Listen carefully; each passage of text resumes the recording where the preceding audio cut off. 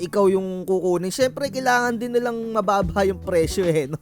So, mabalik tayo sa Epson 121. So, isang tao pa lang ang nakaka-avail sa kanya, meron na siyang 3,600. So, ikaw yung nag-avail, unang-una pa lang, lugi ka na agad. Lugi ka na agad kasi yung panimula dapat na 5,400 na printer ay nabili mo ng 9,000. Di nalugi ka ng 3,600 at si The Printing Shock ay yo, zap mga tropa! So, shoutout sa inyo. Topic natin ngayon, si The Printing Shock ba talaga ay yumaman ba talaga sa printing business? So, makikita naman natin dito sa kanyang Facebook page, no? Palagi siyang nagpe-flex ng mga pera, ng mga kotse, ng mga farm, ng kung anik-anik. So, yumaman nga ba talaga si The Printing Shock sa printing? So, eto, unang-una, alam naman natin na etong si The Printing Shock ay galawang mga networking. So, kailangan niya magpakita ng mga output, pakita ng pera, ng kotse, ng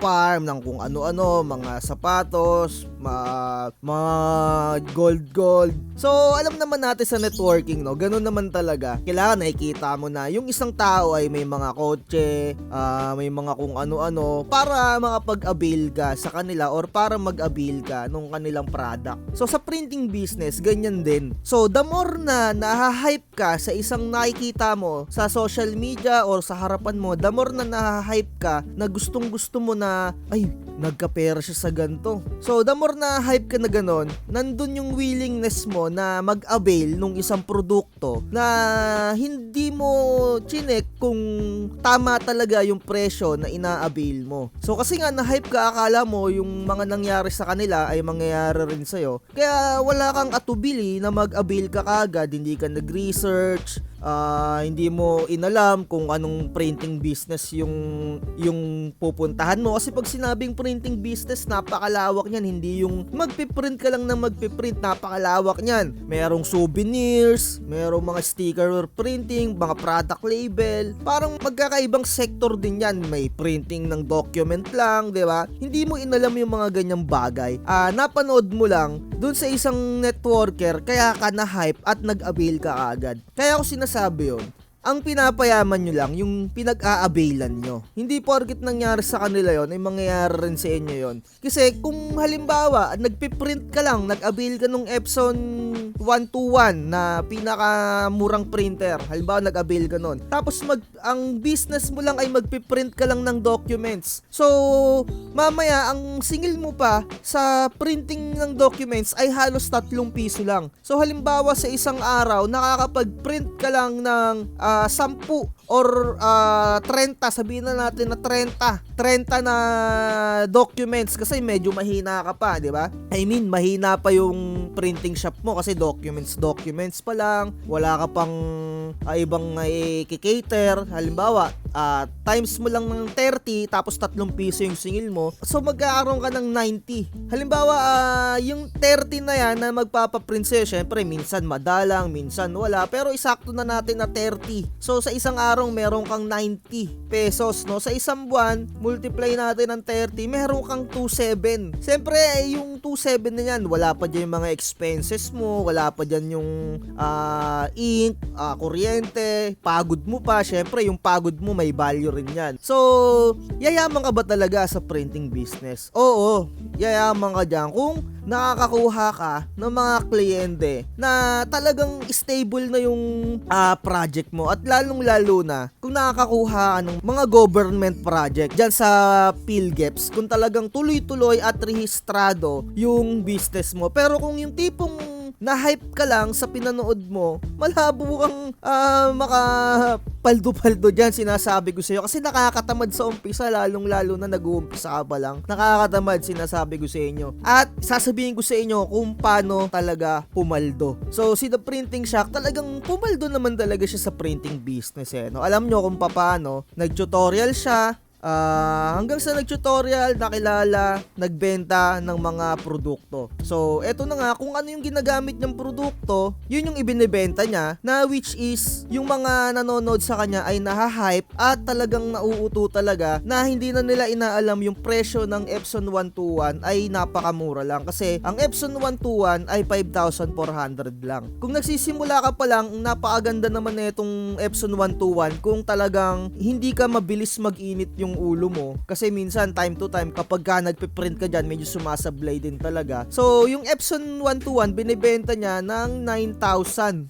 So, ililes mo yung 5,400, meron na siyang 3.6 sa isang tao pa lang na na-hype or na-auto na hindi na ini-research yung isang bagay kasi nga nakikita sa kanya merong mga pera, may mga ginto, may mga sasakyan, may mga kotse. Akala niya mangyayari rin sa kanya yon kapag ka nakakuha siya ng mga customer. Tandaan nyo, napakahirap makakuha ng customer kung nagsisimula ka pa lang at kung hindi rehistrado yung business mo. Kasi meron siyang ipinapakita kapag may mga computation, kapag ka daw nakakuha ka daw ng isang school, tapos ikaw daw yung magagawa ng ID nun, parang ang computer maaabot ng 50,000, may mga ganung-ganung bagay. Hindi ka makakakuha niyan kung nagsisimula ka pa lang at hindi ka pa rehistrado, hindi ka pa kilala. May mga bidding din yan sa mga school, may mga bidding yan, hindi mo agad ikaw yung kukunin. Syempre kailangan din nilang mababa yung presyo no? So, mabalik tayo sa Epson 121. So, isang tao pa lang ang nakaka-avail sa kanya, meron na siyang 3,600. So, ikaw yung nag-avail, unang-una pa lang, lugi ka na agad. Lugi ka na agad kasi yung panimula dapat na 5,400 na printer ay nabili mo ng 9,000. Di nalugi ka ng 3,600 at si The Printing Shop ay pumaldo ng 3,600. So, ikaw, magpiprint ka. Kagaya nung compute natin kanina. Halimbawa sa isang araw nga ay nakaka 30 pesos ka lang. I mean nakaka 30 document print ka pa lang muna. Syempre diyan ka minsan magsisimula sa document printing. I-multiply mo yan ng 30 sheets times 3 kasi nga 3 piso isa ka. Sa isang buwan, sabihin na natin i-flat na natin na document printing nakukuha mo laging 90 pesos sa isang araw, multiply mo ng 90 times 30 isang buwan, 'di ba? Meron kang 2.7. So isipin mo, yung 2.7 kinita mo ng isang buwan, wala ka pang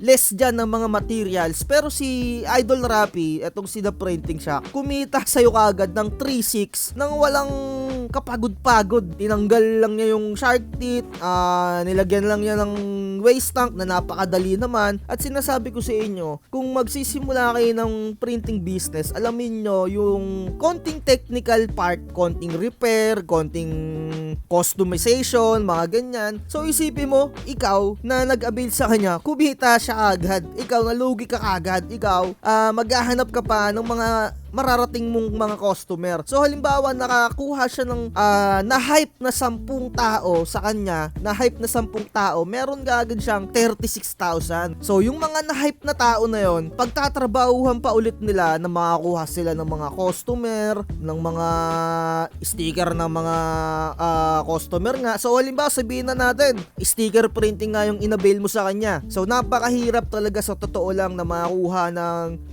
customer ng sticker product label. So sabihin natin na 50 pesos mo nabibenta yung isang sheets. 50 pesos. Halimbawa sa isang araw nakakasampu ka. So meron kang 500. So napakalabo naman na araw-araw meron sa'yo nakakapagpagawa ng 10 sticker, 'di ba? Pero sabihin na natin na ganyan. Sabihin na natin na 10 talaga araw-araw nakakatsamba ka. Multiply mo ng 30 ulit. O meron kang 15,000 sa loob ng isang buwan. Kung consistent na nakakakuha ka ng customer sa araw-araw na nakakapag-print ka ng sticker. Pero syempre, dito ililes mo pa dyan yung pagod mo, yung mga materials na nagamit mo, kung nagre-renta ka pa, 'di ba?